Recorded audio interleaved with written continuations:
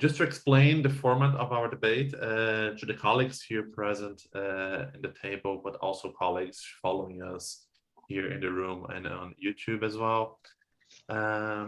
We have drafted a few questions, which I will pose to each one of you. And all the other colleagues will be able to make comments after each response as well. Ideally, I kindly ask each response to be no longer than 2 minutes, so we have enough time to complete all the questions in due time. Without further ado, allow me to bring my first question up today. We know that digital transformation necessitates substantial amendments to the rules of procedure in parliamentary context. My first question in today's debate, asking first to Tahir, could you discuss in detail the process of your parliament has undergone to modernize its rules of procedure, its legal framework in light of the digital transformation, beyond just enabling remote activities, just as we saw during the pandemic? In your view, what were the challenges that you encountered, and how have these challenges influenced the overall legislative practices and procedures in the National Assembly of Pakistan?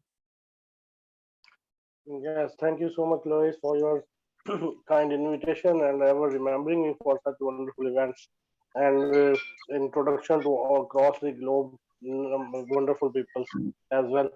As far as the procedure for the legislation in Pakistan is concerned, it is no doubt a bicameral system of legislation over here in Pakistan. Upper house is the Senate and lower house is the National Assembly. Both houses have their own independent rules of procedures to regulate and conduct the business of the house. But unfortunately, for digital transformation, there is no specific amendment in the rules of procedure which can help out to adopt the latest technologies or techniques to, you can say, expedite the process, or you can also say the environment of paperless technology to save the time, to save the efforts and save the papers as well. Unfortunately, no such procedural amendment is made or incorporated in the rules of procedure of the parliament. As far as the challenges are concerned, I personally feel that the main challenge is the lack of knowledge and lack of adaptability of latest technology. Once the technology is being adapted or implemented either voluntarily or by force, then I don't think so there will be any hindrance to adapt these technologies. So the only thing is the adaptability and literacy regarding these things. Once you understand and the use and equipped with the use of these technologies, definitely it will not only help out to expedite the process of the legislation, but as well as it will also help to facilitate the parliamentarians. As far as the Pakistan is concerned, literacy rate is at its, you can say, maximum, because majority of the members of the parliament also don't know the procedure and methods to use the latest technology. 342 members in the National Assembly, similarly 104 members are in the Senate. But as far as the pre-qualification for being the member of the National Assembly is even not the graduation. Any person who has the popularity in his particular region or the constituency can become the member of the parliament after adopting the due procedure of elections. No pre-qualification of education is required. Majority of the remote areas of the Pakistan are usually illiterate peoples. That's why the majority of the members selected or elected by the representatives, they also don't know so much about the latest techniques. So the illiteracy of the members as well as non willingness to adapt the latest technologies can be considered as the main hindrance in adopting and transformation of the latest technologies. Similarly, as there is no habit or the adaptability, hence they don't feel the need to amend the rules. The rules of the both the houses, even in the National Assembly and the Senate, are still going on the usual way of paper technology and moving the file from one table to another table. That's the, I think, that's the answer of the opening remarks. Thank you so much, Tahir, for your response. Andy, would you like to comment on this question as well?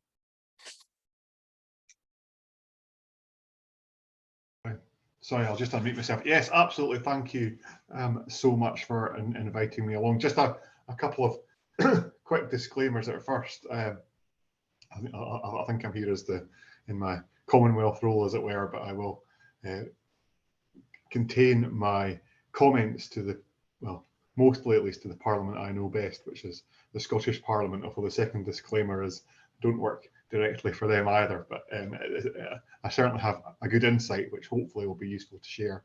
Now in Scotland, whilst we have legislation and acts of the Scottish Parliament still going right back to the 13th century, the Scottish Parliament itself, at least in its modern incarnation, is relatively young in parliamentary terms. It was created, our new Parliament was created in 1999, so it's still not yet a quarter of a century old. Now, I appreciate a quarter of a century is a very long time in tech terms, as it were. But from the outset, we did have an advantage to an extent in that things were set up to be paperless and done electronically to an amount. Now, clearly, we've been embracing new technologies over recent times. You mentioned the pandemic. There was a bit, clearly things had to be done during the pandemic, but I think just generally, all that did was accelerate some programs and others. There was always been a shift towards it being more a digital first. Now, there's two reasons for that in Scotland, both linked to participation. One is the participation of the members, and I think we'll get into some of the technical sides of that in later questions, but particularly Scotland, whilst most of the members, I think it's right to say most of the members are relatively centrally located. In Scotland, there are a number of disparate constituencies. We have some remote islands in Scotland, so there's always been a feeling since this Parliament was set up, it would need to be family friendly, and there's been quite a push by that I mean to members and the people who work there. So there has been probably an increased push to make sure that the Parliament is as open as possible to people all over Scotland, and that brings things like remote voting and participation. In terms of the public as well, the Parliament has always tried to sort of engage the public, and clearly over the years that's involved, increasingly involved using digital tools. So for example, when there's bills or consultations that Parliament committees go out, they use something which they now call the Parliament Citizen Space tool, which allows people to participate from all over. So generally, the procedures, because they're relatively new and were already set up for a digital world to some extent, have been fairly flexible. And if they need to change, I think because the general enthusiasm in the Parliament and amongst the people who participate in it is to go digital, that if something needs to be changed, there's usually a will to do so. So I think that's a summary from Scotland. Thank you so much, Andy, for your opening considerations. Mark, would you like to share your thoughts as well? Although I know you don't work in a parliament, but you work closely with different parliaments and legislatures. So can you give a glimpse on your impressions, on your experience? Sure. Yeah, thank you, Luís. Yeah, as we're a provider of technology to parliaments and legislative bodies around the world, so we do get some perception of the rule changes that can be required, but mostly what we see is, and particularly COVID, as we've discussed multiple times in these forums, COVID and the pandemic revealed the tension between desires to do things differently and the necessity of doing things differently in remote voting, remote hearings, excuse me, remote voting and so forth. But that tension to make these changes runs up against very difficult technological challenges. And I think as Tahir was talking about the fact that you have legacy technologies that just don't allow some of these things to be done. So I guess in our view, what we tend to see is outside of pandemics, and now that we're kind of in recovery mode, we're seeing more incremental changes and some of the more lasting effects. For example, the US Congress now having their e-hopper, where you can submit bills electronically instead of having to walk up and drop it in the hopper. And that required various rule changes. But it also, and I think we'll talk further as the discussion proceeds this morning or this evening, about some of the knock-on effects of this and how it is changing how things are done generally and having an impact on drafting offices, some of the procedural and rule changes and so forth. So I think now that we've gotten through sort of the big changes with the pandemic, now we're seeing some more incremental sort of pushing this way and that, where there's that tension between the desire to do things differently running up against technology that just won't allow it. So, but we'll talk more about that in a bit. Thank you so much, Mark. Dr. Hassan, would you like to share your thoughts on this question as well?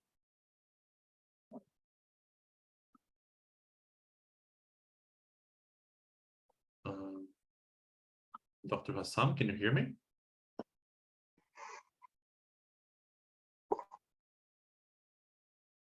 Maybe we have some connection issues with Dr. Hassan. While we reestablish the connection with Dr. Hassan, Mr. Muralithas, would you like to share your comments on this question as well?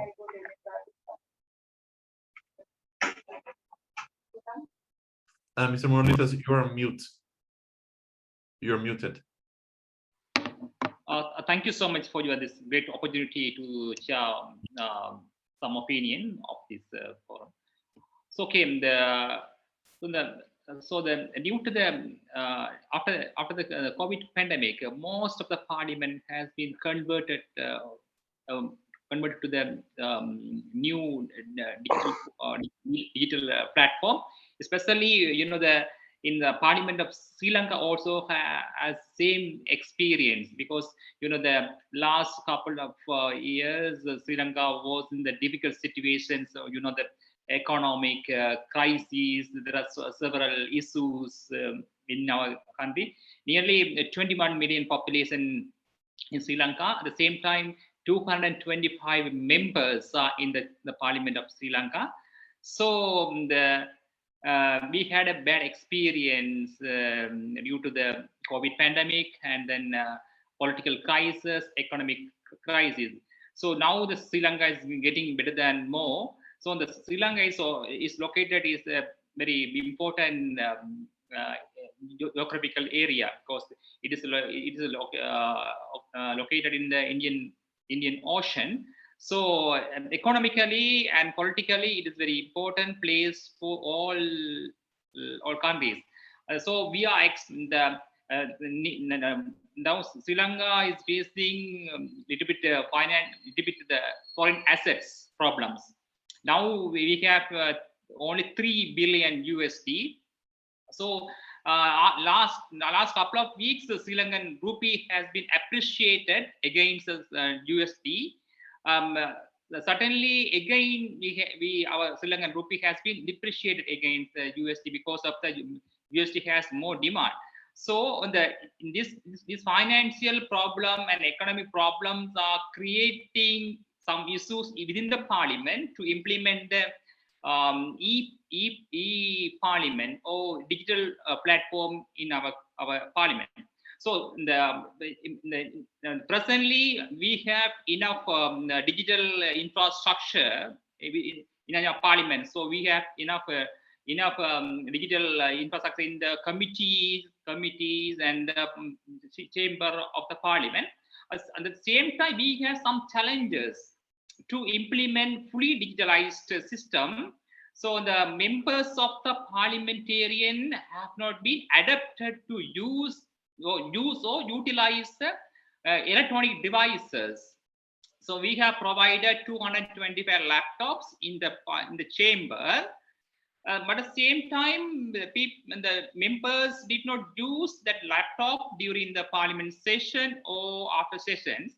So we are providing. We have developed the mobile mobile apps for the parliamentarian to provide them order paper, and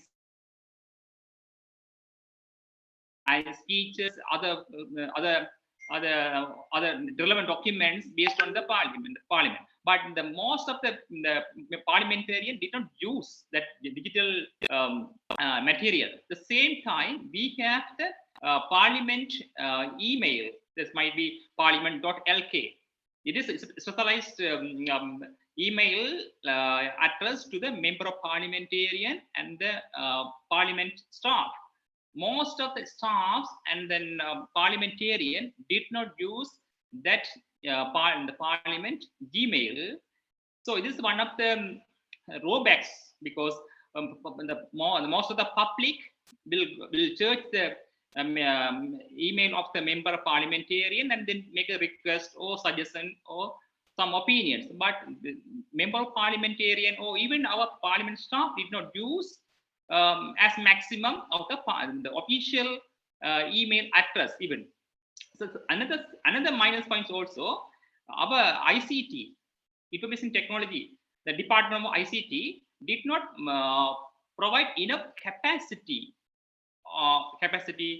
of the email then so we can't send big documents via our email address, email also, official email. Most of the people are using that other emails, examples of Gmail or Google, Yahoo something. So the problem is not only of the users, but also with the Department of ICT or Parliament. So at the same time, we have installed the live broadcasting system in the committees, all the committees rooms.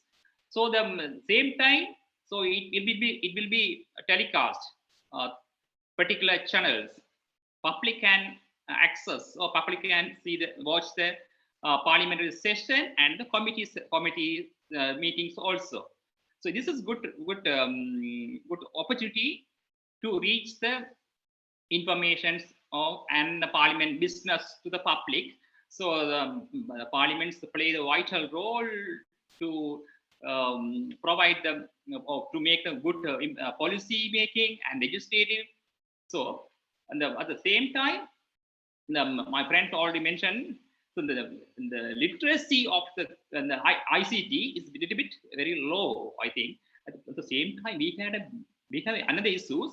Nearly 20,000 ICT specialists have been ICT professional migrated from Sri Lanka. Near 20,000 professional.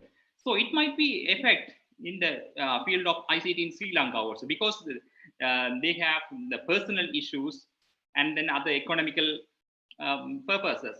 So it is one of the drawbacks to the ICT development in Sri Lanka. At the same time, we don't have enough foreign reserves. If we want to develop the ICT or digital infrastructure in Sri Lanka, we have to invest more. So both sides, the user side and the infrastructure side, we have to develop. So it is the common the overall of the digital infrastructure in Sri Lanka and the parliament. Thank you. Thank you so much, Mr. Muralithas. Dr. Hassan, can you hear us? Yes, thank you very much, Luís. First of all, I'm honored to be here and thank you for the opportunity. But at the same time, our apologies for the technical problems now. Yeah, with regards to your question, in terms of rules and procedures in light of digital transformation, as far as I'm concerned, in the experience of Parliaments of Malaysia, currently there is no amendment take place in the Parliaments of Malaysia in terms of digital transformation. That means I would say there is no current legal framework that supports on the digital transformation. That is, I think we can say that is the limitations in terms of standing orders. Having said that, even though there are no amendments to standing orders, there are some initiatives, taken by the Parliaments of Malaysia to accommodate the rapid developments of digital transformation globally.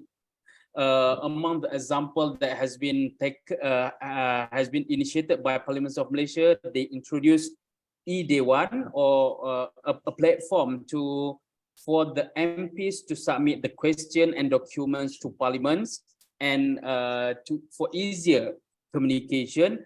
And in parliaments also, in particular for the parliamentary researcher, they develop a specific system, EPRS, to address the request of research by the MPs, and it will be easier communication between MPs and parliamentary researcher.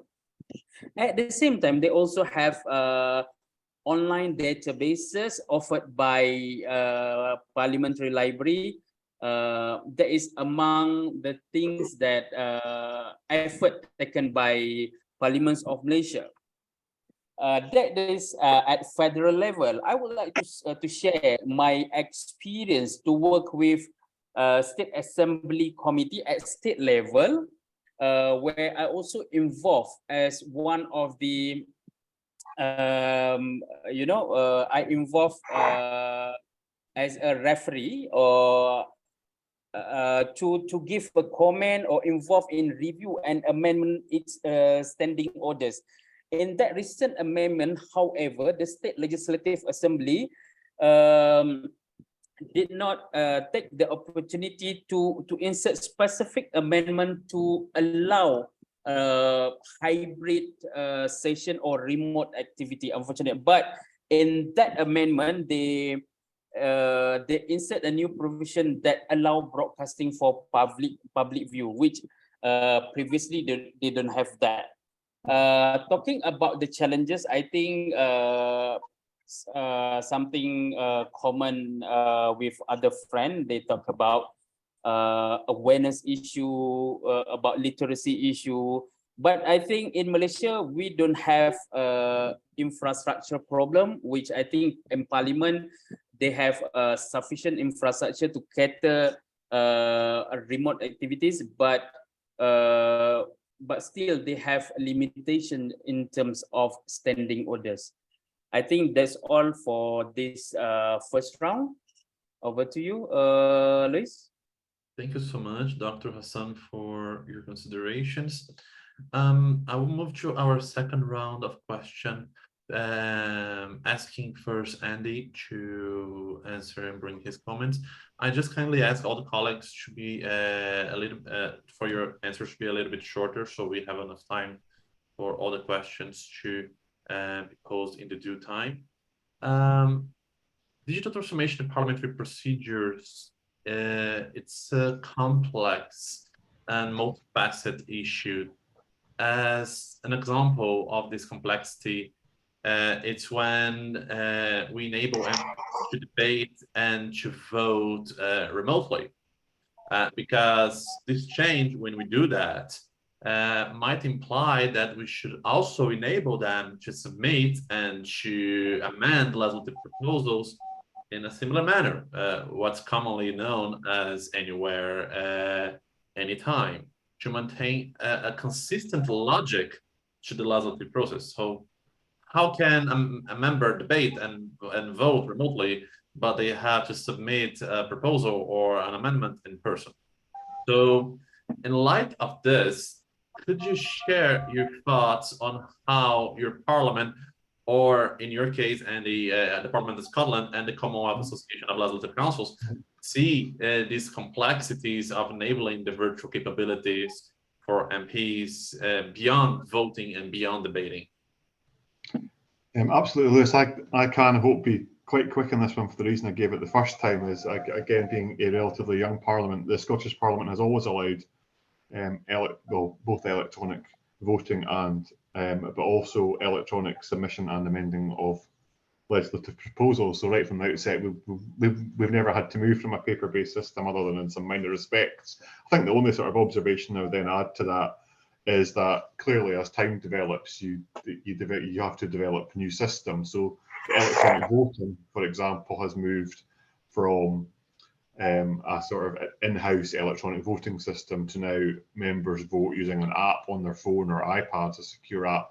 And that causes some issues because clearly there are times when the debates are slowed up because people have to check whether their votes have been actually counted or not. It's not quite the same system, although that did apply in the last one. And in terms of submitting legislative proposals, we've just developed our systems. We've got a whole new system for drafting and lodging and publishing legislation, but that's maybe something I can go into in more detail in a future round. So that's it for me.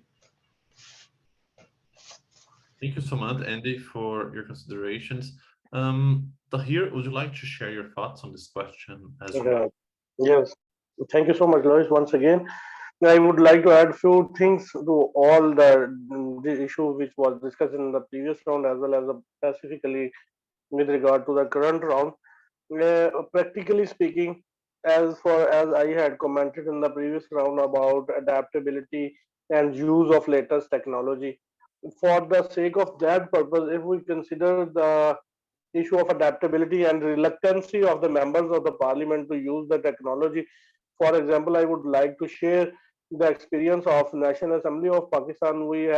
I am working as a secretary committees as well as I am working as a draftsman of the National Assembly because the question is focusing upon the legislative proposals. That's why I feel it's necessary to introduce myself as being a draftsman. So we have developed our WhatsApp groups with the relevant members of the parliament. We have developed our website of the National Assembly where every legislative proposal, every notice of the meeting and every notice regarding to the session of the assembly is displayed. Even then, unfortunately, a continuous complaint from the members is received about the issue that the document has not been delivered to their doorstep because due to which they are unable to join that. This shows the reluctancy and non-adaptability of the members because they are not habitual to use the modern techniques and they are reluctant to use that for facilitation.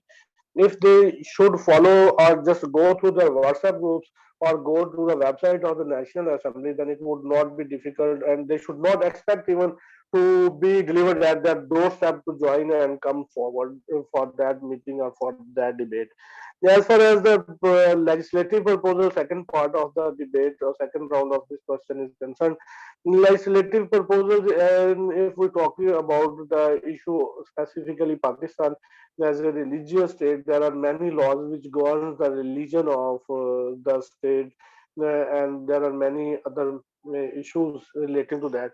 There are many risks of lack of ownership of the legislative proposal. If you would say somebody moves any legislative proposal regarding to any particular religion for the sake of example, I'm discussing it, and at later stage it become an issue in the society because in the near future, in the near past, it happened to do so in the Pakistan. There were some amendments and laws proposed by the government or any other private member, and there were processions and mobs to protest against these amendments. So then there might be just showing my apprehension. There might be the chances of lack of the ownership, misuse of the technology, and another thing is that if we target some other member and we want to use his ID just to incriminate him for that specific amendment against any specific religion, then it may create the problem. As far as the amendment in the rules of procedure is concerned, that is not a difficult thing, especially in the National Assembly of the Pakistan, if we talk about it, because of the fact that if there is a political desire and political will to do anything, then there is no need to waste any further time. For example, if we want that our proceedings of the National Assembly or the session of the National Assembly should start with the recitation from Holy Quran or with the anthem or national anthem of the Pakistan, then they just move a simple resolution or simple amendment in the rules of procedure which is adopted, then the very next day it is gazetted and then it is to be followed. Similarly, if there is a political will to follow the latest techniques and modern technology, then they can amend the rules with simple majority. There is no complexity in the amendment of the rules of procedure. I think that my time is up. I am looking at you and feeling you are going to stop me. That's why I stop myself. Thank you. Thank you so Thank much, you so much. Tahir, for your consideration. Thank you. I'd like to invite Dr. Hassan now to share your comments and also 2 minutes, please. All right. Okay. Thank you, Luis. Once again, talking about the complexity arises when to enable MPs to debate and vote remotely. Sharing about Malaysian situation. Currently, we are, the sitting of Parliament conducted traditionally. There is no hybrid or remote activities with regards to the works of committee or even plenary. Having said that, there was a proposal before around 2021, mid-2021, where the Parliament actually proposed to have a hybrid Parliament. Unfortunately, that proposal has been deferred. Even though they set up a steering committee to to have a hybrid proceeding, that particular proposal has been deferred. And until now, the whole sitting, proceeding, work of committee, special chambers, all physical, face-to-face. In other words, it's a traditional way of doing that. That means when we talk about the complexity arises when to enable MPs, because the business as usual, I mean, in traditional way. Having said that, like I mentioned in the first round just now, Parliaments of Malaysia also offered various mechanisms for easier communication, such as they have e-Dewan, or ePRS, a platform for researchers to communicate with the MPs, and library, and they also can communicate through email, so that I think easier for Parliament and MPs communicate between each other, then can reduce the complexity. So I think that's all for the second round. Thank you so much, Dr. Hassan, for your comments. Mr. Muralithas, would you like to share your thoughts in 2 minutes also? Thank you again. So I had to mention 3 issues. So in Sri Lanka, we have 3 languages: English, Tamil, and Sinhala. So the members can speak in 3 languages. At the same time, we provide simultaneously the translations, interpretation. So some are doing well. Some are there's some practical problems are there. Some of the members speaking different ways. Some interpreters can't interpret the same meaning. Might be okay. So there is no the same essence something. Okay. So how can you tackle these issues through the digital platform? One. Second one is we have the digital voting system there. Actually, there is no accuracy always during the digital voting. So the example, so if we are voting during the budget time, so then some members unable to log in and vote. Some members they were unable to log in the system. So again, there and the 90% of the members will do properly. Some 10% members were unable to voting due to through the digital voting platform. So our secretariat call name by name. So it's like a manual voting system like that. So it takes more time also, but we have the digital voting system, but we are unable to utilize the system. So it is one of the problems we have. So at the same, another things. So we don't have hybrid parliament session in Sri Lanka. So we have only 220 members. It is, you know, the Sri Lanka is a small island. Anyway, the hybrid system is very good. So we don't have any space in the standing order. We didn't change any amendment in the standing order to conduct the virtual system or virtual system. So we are practicing the physical parliament session. So these are the current problem in Sri Lanka. So how can we tackle? How can solve these issues in future? You can please tell us. Thank you. Thank you so much, Mr. Muralithas, for your considerations. Mark, would you like to close this round with your comments?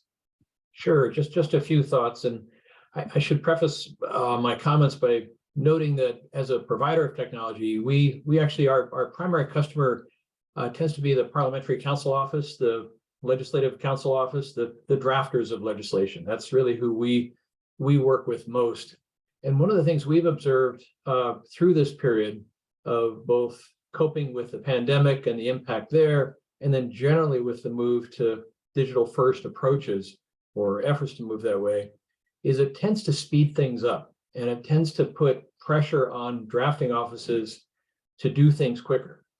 Members tend to have an expectation when you move to electronic means that they can press a button and something will happen, that they can also, we've seen in some of the legislative bodies work with, we'll see an increase in proposals for legislation that have to go to the drafting offices. And so there begins to be this expectation that they can handle much greater volume than they had before, because they have these electronic tools. It should happen more quickly. And so we're seeing pressure on drafting offices to add more staff, to do what they can, and increase technology if possible to deal with the volume. And the problem is when they have, of course, that volume, they lose the time, as one of our customers likes to say, lose the contemplative time that a drafter needs to work with the complexities of changing the law. And so that's one of the kind of the after effects or knock-on effects that I mentioned earlier that we have seen through this period, and it's something that we should keep in mind as we go forward. Thank you so much, Mark, for your considerations and for closing this round. Dr. Hassan, allow me to focus my next question to you first. Modernization process in parliamentary institutions often demand a careful review of the legal framework. I'm not talking only about the rules of procedure. I'm talking about a larger concept on the legal framework, including the constitution in some countries, for example, and to facilitate these advancements. One common example lies in the transition from the physical to the digital means for parliamentary procedures, like Mark just mentioned, the submission of legislative proposals and amendments. While the technology is available, one of the main challenges often arises from the need to amend the legal framework to allow such changes to happen. Could you please share your experiences on the other elements in the lawmaking process that would require a careful examination and the rules of procedure to allow for this modernization to happen effectively in your experience? All right, thank you very much, Luis. With regards to other elements in lawmaking that would require careful examination, I would like to highlight two points here. Number one, with regards to the flexibility of the committee meetings. All right, the work of committee meetings should be allowed. I would argue that the work of committee meeting must be allowed to take place virtually. Based on the current provisions of the standing orders, the work of committee must be conducted within the parliament compound or a parliament premise. This is based on standing orders 85.5a, where the select committee may hold its meeting while House is sitting, and the meeting shall be held only within the premise of Parliament. This interpretation, the little understanding of this provision can be said that the committee meeting cannot be expanded to a virtual meeting like Zoom meeting, which is I think it should be more flexible.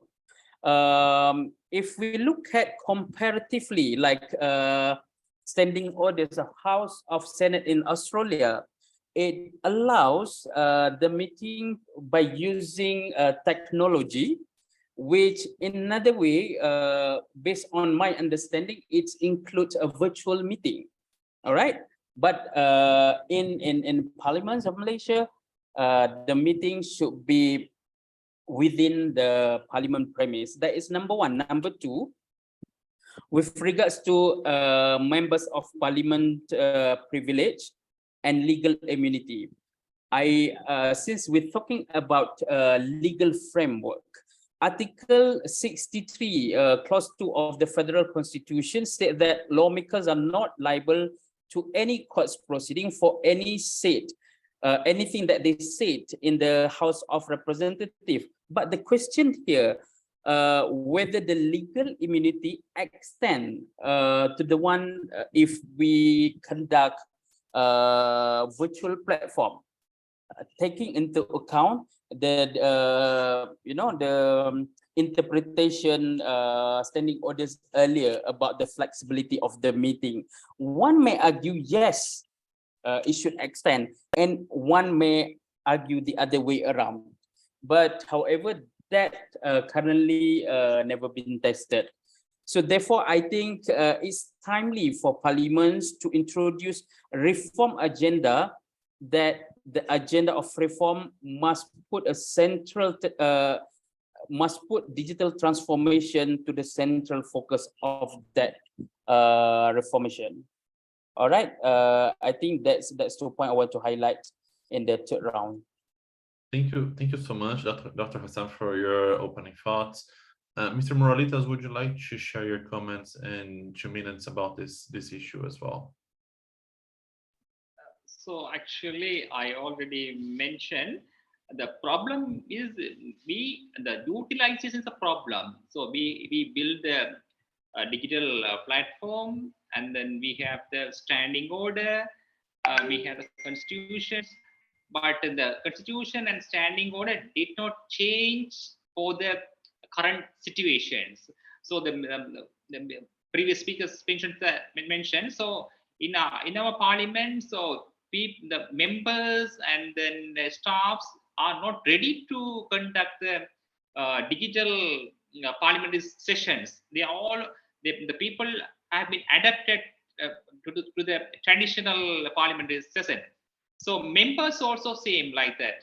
So members might be concentrated in the media, mostly media publicity. So the things.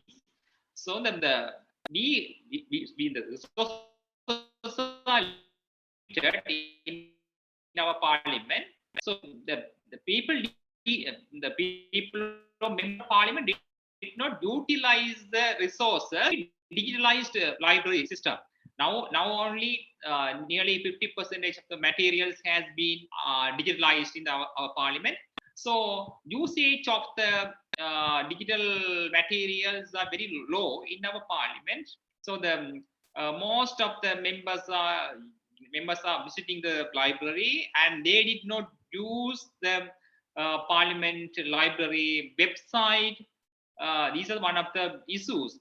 Basically, the member of parliamentarians are traditionally occupied. Actually, at the same time, the most of the members are more than 50 years old. So the youth are very low in our parliament.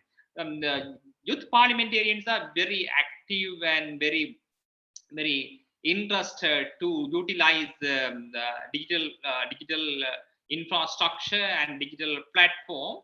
So these are the big issues. So we have to we have to change the standing order to conduct the hybrid sessions in future.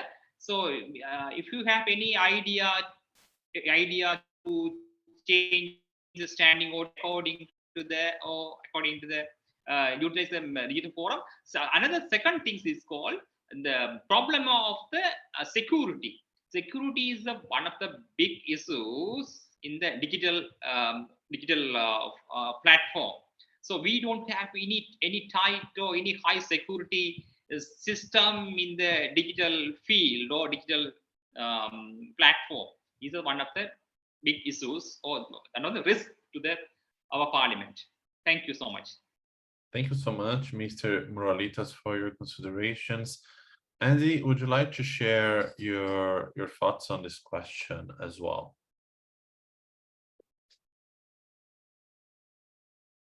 You're mute, Andy. Yeah, I want it. So it was taking a second to respond.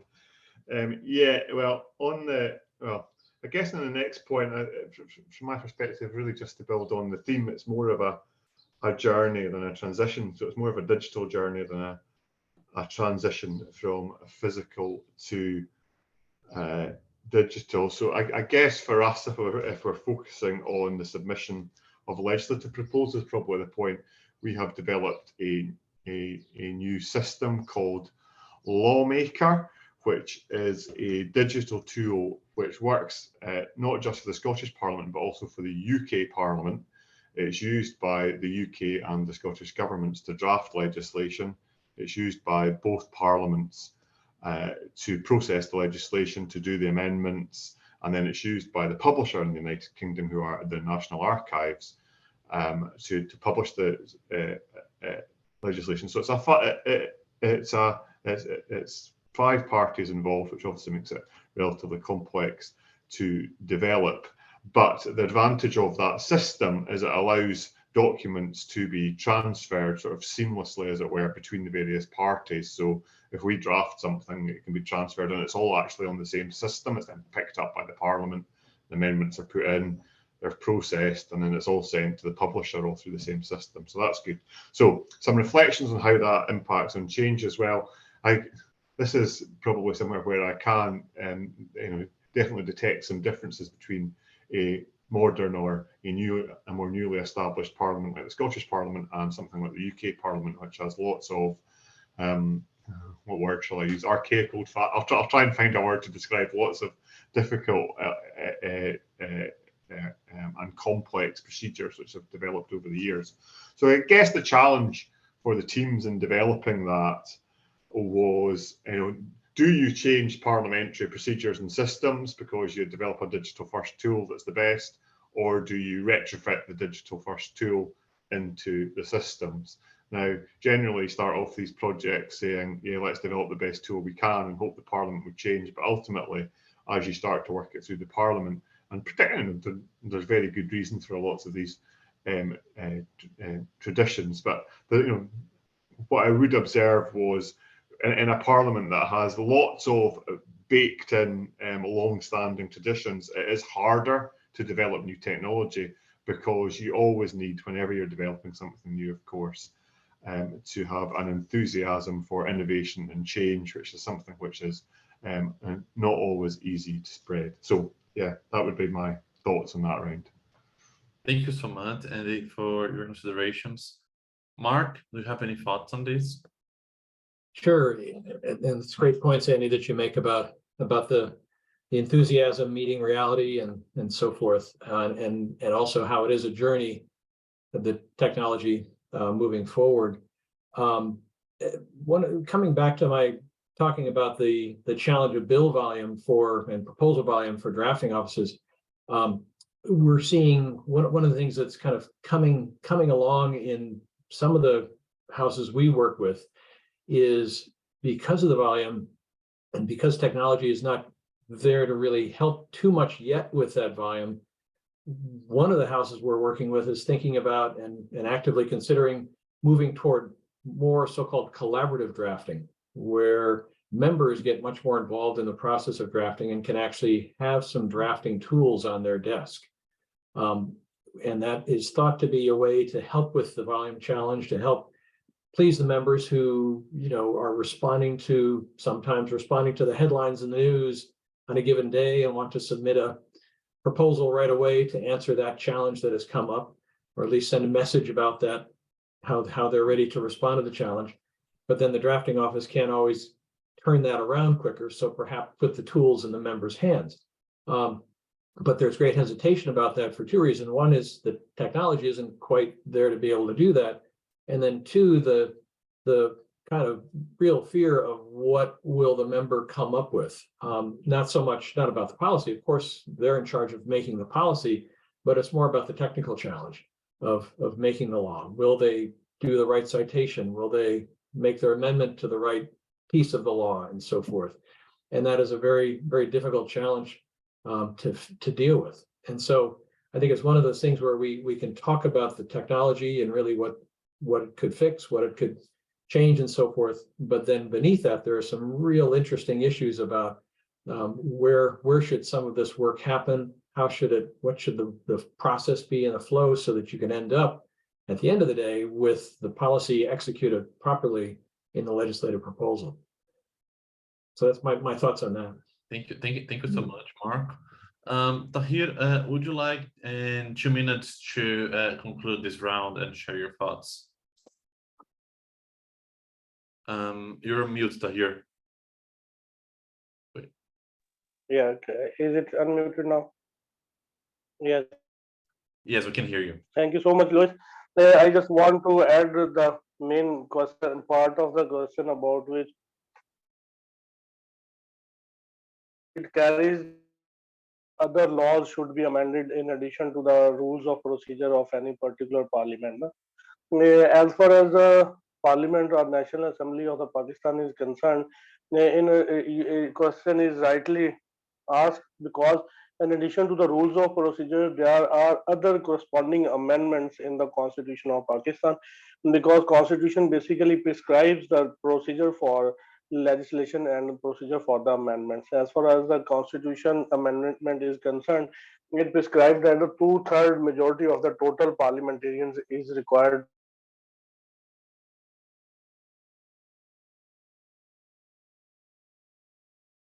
Tahir, hello.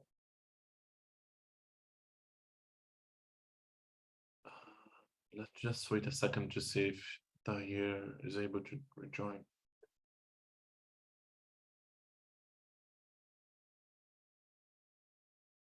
Tahir, can you hear me?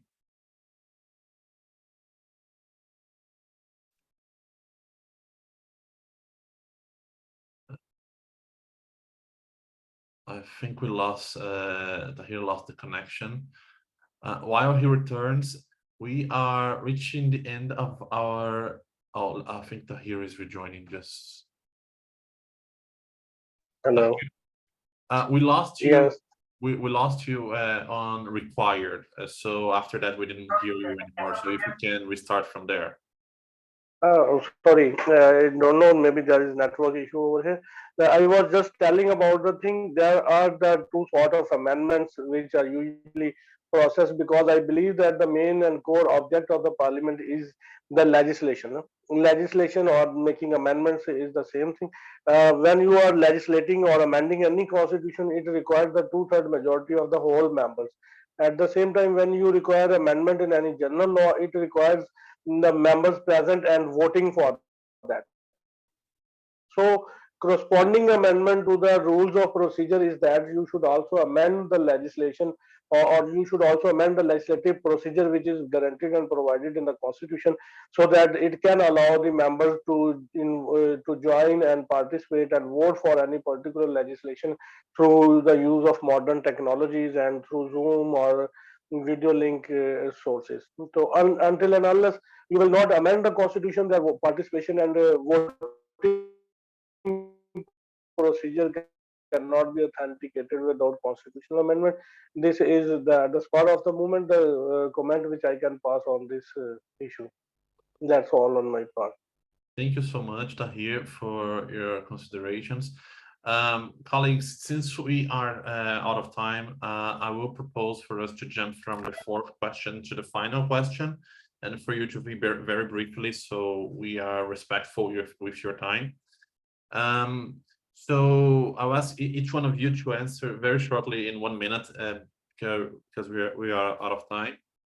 And traditionally at Bússola Tech debates, the closing question seeks to envision the future. In this evolving digital age, the need to amend the legal framework to support parliamentary modernization is evident, as we saw here today in our discussion. Being prepared for future changes and their implications is crucial for maintaining effective and responsive tools to MPs, staff, and the society parliaments represent. So, being very straightforward to you, can you share what you envision for the future necessity on amending the legal framework to accommodate this continual digital change in your parliaments? So, Mark, would you like to share your thoughts on your experience and what you envision as a technology provider for the parliaments you have been working with, including the US Congress? Sure. And I'll try to be very brief about it because I know we're at time. I guess I'm going to say something you would not expect a technology provider to say, because we love to sell our technology and our services and our products to parliaments. But I guess I would say, actually, we should make sure that we go slow about these things, that we think hard about them, the technology changes that we can bring, because as I said earlier, technology has, and expectations about technology and digital first approaches have a way of compacting time, of putting more pressure on bodies to do things when they probably need to think about them a little bit longer. And you think about what technology has done to our lives generally, and how we have an anticipation of fast action on things. That the pacing our lives is now by text messages and Zoom calls instead of handwritten letters or in-person meetings. So we're moving very swiftly. So I guess I would urge us to think about things hard and really where technology can fit precisely, rather than throwing it at problems. Which brings to thinking about AI and some of the things we're all talking about, the impact of artificial intelligence potentially on legislative bodies. So far, none of our customers in the Parliamentary Council offices or Legislative Council offices are very interested in having robots draft legislation. And I don't see that coming soon, but I do see AI starting to come in and interest in it for summarization of legislation, for being able to look at legislation and summarize it in certain ways. And that, I think, is a very, very interesting but very fraught possibility as we think about what a summarization can actually look like. So that's a good example of where we better slow down and think hard about these things, and think of these transformations, as Andy said, more of a journey than something where we're just throwing technology at certain problems and then having to cope with them later through rule changes. So with that, I'll stop there to let others speak. And I know if we're short of time, I'll say thank you very much, Luís, for this opportunity to be a part of this terrific panel today. Thank you so much, Mark. Before I yield the floor to Dr. Hassan, just to make a small comment, just reminded me of the case. I think it happened in the US, where a lawyer drafted his petition on a generative AI tool, and the AI tool created a false legal precedent. Yes, right. So yeah, not good. Dr. Hassan, please feel free to use the floor for 2 minutes for your answer. All right. Okay. Thank you very much, Luís. I take this opportunity to highlight three points. In my opinion, I really hope that the amendment of the standing order must take place to ensure modernization is not only confined to digital transformation. In fact, it should cater the whole process of parliamentary reform. And number two, having said that, the amendment of standing orders must take into account the current updates and trend that globally acceptable to the practice, the use of digital technologies, and including implementing hybrid parliament and some other virtual activities. At the same time, this is important, I think. I always believe that the traditional element in Parliament must be safeguarded and preserved at the same time.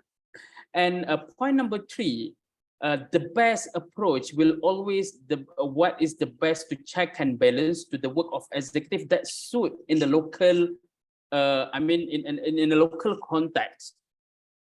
And my point number 3, nothing that the Parliament sometimes is very political.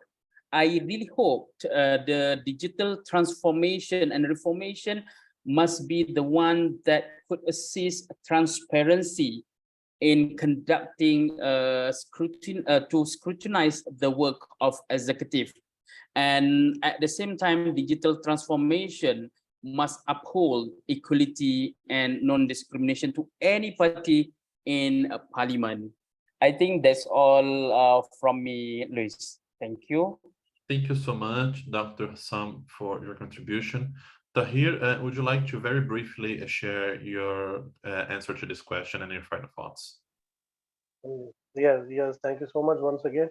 I would just like quickly to add few words in it, keeping in view the current scenario and especially during COVID and post-COVID scenario, adaptability to the modern techniques and shifting from usual or traditional way of conducting meetings or sessions, it was transformed to Zoom meetings, and adaptability of the latest technology was promoted.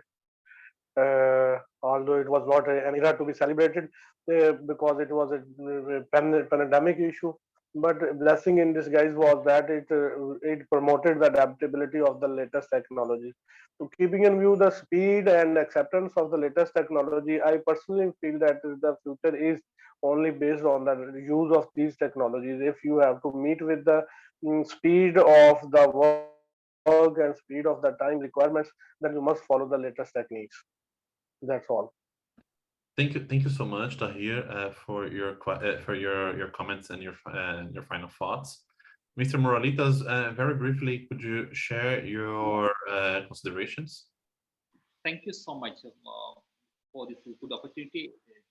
So the digital platform is very, very important to our Parliament because we have nearly 80 committees are there. During the committee times, there is not enough forums. Only 2 or 3 members conducting the committee meetings. So nearly there are 10 members might be each committee. So the digital platform is very, very useful to conduct the committee meetings. Okay, so it is very important and the parliamentary session. So if we develop the digital platform, so we can maintain the equality and transparency and take good decision. I feel digital platform is 100% necessary to conduct the committee meeting as efficient manner. And thank you so much. Thank you. Thank you so much, Mr. Muralithas, for your final considerations. Andy, would you like to share your thoughts as well, very briefly, please? Absolutely, Luis, and big thanks from me as well for inviting me along today. It's been highly enjoyable. From my perspective, I guess just as a general oversight, I mean, the issues with bringing technology into parliaments are going to continue forever. The bigger debate will always be between the benefits that gives for participation and efficiency against that traditional place of Parliament as the fulcrum for debate and place to be. The 2 letters that I had written down, probably no surprise, were AI. I won't say too much about it, but given the limits on time, I'll just focus on legislative drafting, picking up a bit on what Mark said. I guess as a legislative drafter, maybe just a personal perspective on that. From my take, I very much see the AI innovations, the chat GPT, as a big opportunity for drafters. The biggest enemy for legislative drafters is time, in that there simply isn't enough time usually to do all the work we need to do. And if AI can be used in a way to generate and to create us, to create basic bits of legislation or basic propositions or policy propositions to work from, and in a sense, if we get to the point where we're beyond it, just exposing emperor's new clothes, as it were, to actually doing something which gives drafters perhaps more time to focus on the creative side of the job, to apply their expertise, to do the stuff which actually legislative drafters are really skilled at, then I just see AI as being a big opportunity, and in the same way as a lot of the technological innovations of the past have been. It's just a continuation of the journey. I mean, it's something that's coming, it's something to be embraced, I would say. I would close with that. Liz, thank you again. Thank you so much, Andy, for your final considerations.